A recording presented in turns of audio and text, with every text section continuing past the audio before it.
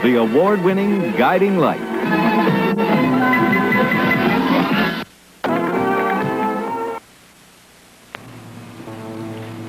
I don't know. Helena, I've had enough of your evasions and your lies. Now I want you to answer me. Why does Silas want you to pay for Professor Renfield's death? Because God help me. Because what? Would you stop crying and just tell me?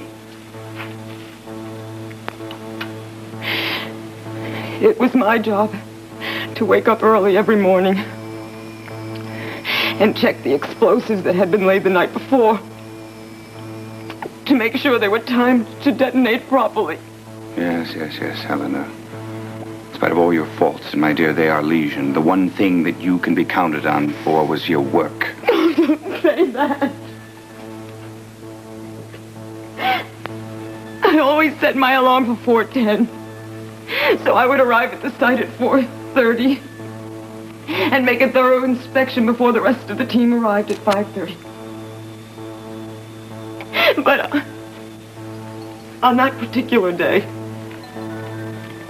I slept right through the alarm.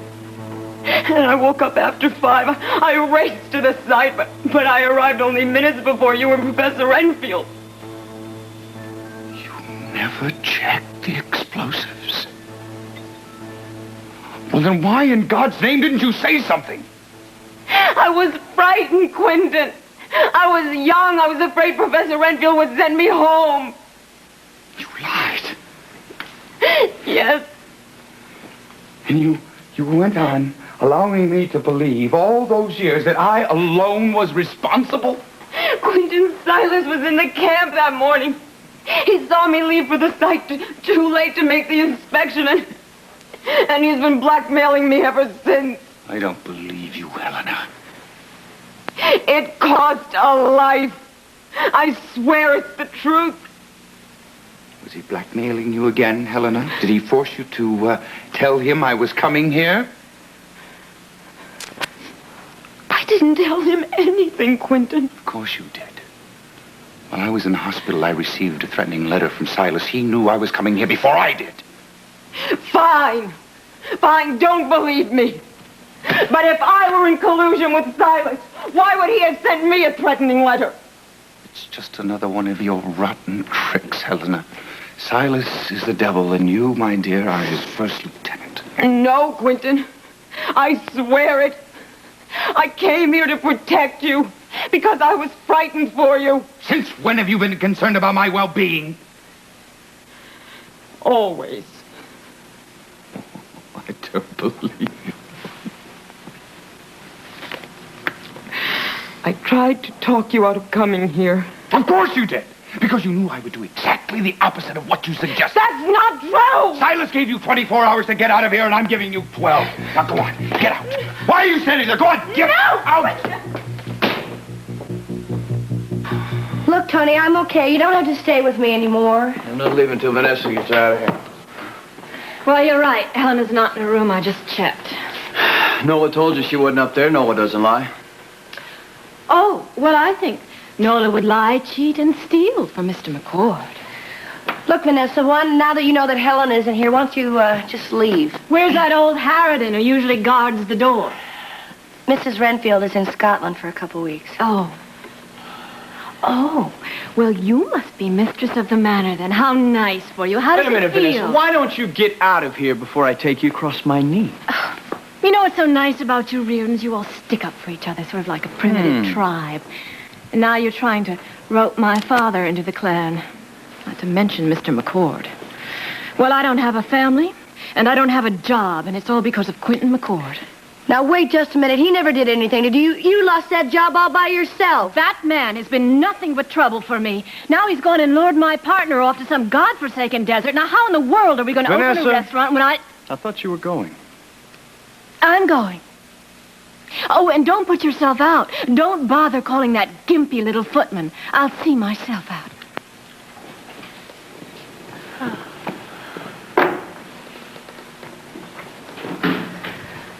Oh, I don't believe her. Don't let her get to you. Every time she didn't get away, she throws a temper tantrum. Yeah, I know. Well, I got something makes me feel wonderful. Yeah? What's that? This. Quentin gave it to me right before he left. He said it was his mother, and let me see, his mother told him to keep it and give it only to the woman that he truly loves. I guess that means he truly loves you, huh? I guess so, huh? Yeah. I just wish he'd call. I'm so worried about him.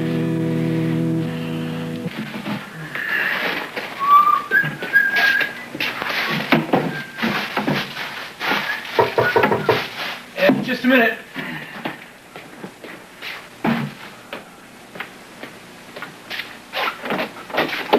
Hey. Hello. Where's everybody? Out. What are you doing here? Oh, it's lunchtime, right? Yeah, so it's lunchtime. So, after sampling all of Springfield's three-star restaurants, I have decided that you serve the best lunch. Let's see what we have here. Think you made enough? What do we have? Chicken. Yep. Roasted to a golden brown glow. A little bit of salad, French bread, fruit. Where's the wine? What wine, you clown? That's Maureen's idea of brown bagging it. Yeah, well, let me tell you, she can brown bag it for me anytime. Care to join me? Thought you never asked. Started with a little fruit. Oh, talk about Maureen, Phil. I'm getting a little bit worried about her. Why, is she gaining weight? Come on, be serious. All right, I'm serious. Why are you worried about Maureen?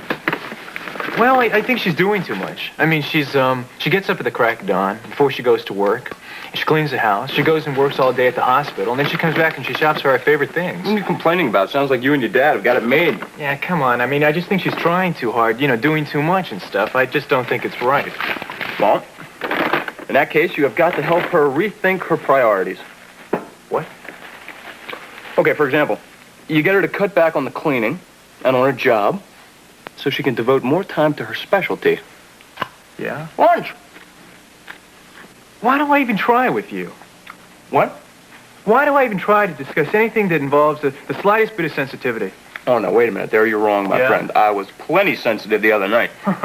Really? Mm-hmm. It was at Leslie Ann's party. I guess that was before you got there. Yeah, I guess so. I'm sorry I got there late. I would have liked to seen that. Mm-hmm. Well, let me give you a little lesson in sensitivity. Okay, you do that. Did you happen to get a look at Morgan the other night? I sure did. Well, I suppose you didn't notice that she wasn't in exactly the best frame of mind. Well, she did look kind of down, but, I mean, she's going through a pretty rough time right now. Yeah, she is. And I think... What? Why? Hey, Josh, we were just talking about Josh, really? Listen, sort and file those when you're through with lunch, will you? it. Yeah, we were talking about Morgan at the party last night. What were you talking about? Well, she seemed to be kind of down. I think she was upset. About what?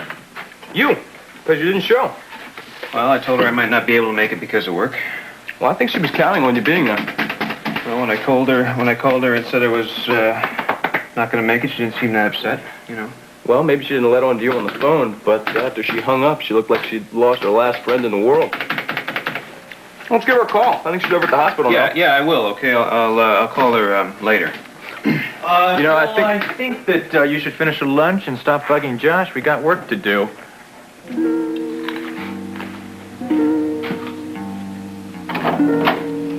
Yeah, these figures just came down from accounting. Thanks. Just put them over there for her, will you? Okay. Gotcha! What? Oh! Don't go away! Oh, I won't. I won't. Hey, I have something to tell you. What? Well, dinner's going to be late for the next few days. Why? Well, I just got back from Mr. McCord's, and I talked to Mom there. She's awfully worried about Nola. It seems that Mr. McCord's out of the country, and Mrs. Renfield is in Scotland, so she wants to stay with Nola until one of them gets back. Well, what's that got to do with us having dinner late? Well, somebody's got to cook for the boarders. Of course. Listen, you sure you don't want to take time off? I mean, I can always call up personnel and see if they can replace you on the job. Stop it. I just wanted to let you know. You sure you're going to be able to handle this? I mean, you're playing a lot of roles as it is, Your secretary, wife, stepmother to Rick, and now boarding house chef. Yeah, I can handle it. And come on, it's something I have to do. You understand that, don't you? Oh, of course I understand. I mean, if my mother or Hope needed me for something, I'd do it, and I'd expect you to understand, too. And I would. Ain't it grand how we understand each other? Oh, it is.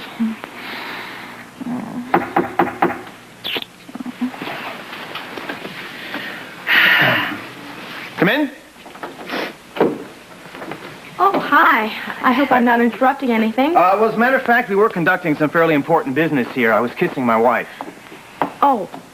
Well, I'll leave you two No, alone. that's a joke. It's Come on, I'll joke. leave you two alone to talk. And I'll be at my desk if you need anything. It's good seeing you, Morgan. You too, Morgan. What can I do for you? Ed, I need to talk to you. It's about Kelly. What about him? Well, I saw Hillary at a party last night, and she said that she knew that Kelly had left town. She knows where he is, Ed. She must know. She's just not telling me. Are you sure? I mean, I don't even know where he is. Oh, really?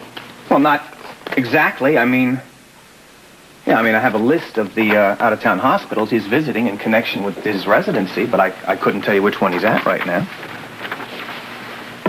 This important? I guess I'd just feel better if I knew where he was. I was a little hurt when I found out that he had left without telling me or saying goodbye or anything. Well, I'm sure you were.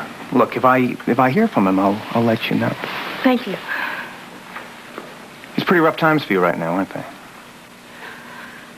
Well, my mother and I, we used to argue a lot, but she was always there to talk to. And now she's gone, and Kelly's gone, and I could never really talk, so I don't feel like there's anyone there for me. Well, look, I tried not to take sides between you and Kelly, so that if you need someone to talk to, I'm here. Thanks, it makes me feel a little better. And I also think that when Kelly gets a chance to think things over, he'll be in touch with you. I hope so. Because we do have an awful lot to talk about. Bea, taking off from the office and coming over here to lunch with you is one of the best ideas I've had all day. It's been weeks since we've seen each other. Oh, it hasn't been weeks, Henry. Well, it seems like weeks, however long it is. Well, you almost missed me. I'm on my way over to Nola's to stay at the McCord house for a couple of days. Well, there's nothing wrong with the baby, is there? Oh, no, nothing like that. But Quint is away on a dig, and Mrs. Renfield is also out of town. Well, who's going to take care of the boarding house? Well, Maureen said she would make supper for the boarders, and I guess Tony will take care of maintenance and anything else that comes up. You Reardons, you really are remarkable. You always rally to take care of each other. I wish I'd grown up in a family like that. Oh, well, we think of you as family, Henry. Bea, that's one of the nicest things you could have said to me. Why don't you let me drive you over to Quentin McCord's? Daddy? Daddy, darling? Oh, there you are. Hello. Your secretary said I'd find you here. Why, what a pleasant surprise. I wasn't expecting you back so soon. Well, no, Helena left Italy, and I didn't want to stay there all by myself, so I just came right back home. Well, I'm delighted to see you. I've missed you, dear. I've missed you. I was hoping that we could have a little lunch together, but I see I'm too late. Hi, Vanessa. Hello, Bea. There's plenty of lunch left if you would like to join us. Oh, no, heavens, I wouldn't dream of interrupting your little tete-a-tete with my father. I'll just be on my way. Daddy, darling, I'm going to go back to the hotel, but please call me, all No, right? darling, I'm taking Bea over to Quentin McCord's, so why don't you come along? You can see Nola and the baby. Then I'll drive you back to your apartment. No, I think not. I'll just go back to the hotel and wait for your call. I'd like to have dinner with you tonight. That is, if the Reardons haven't booked you solid. Bye.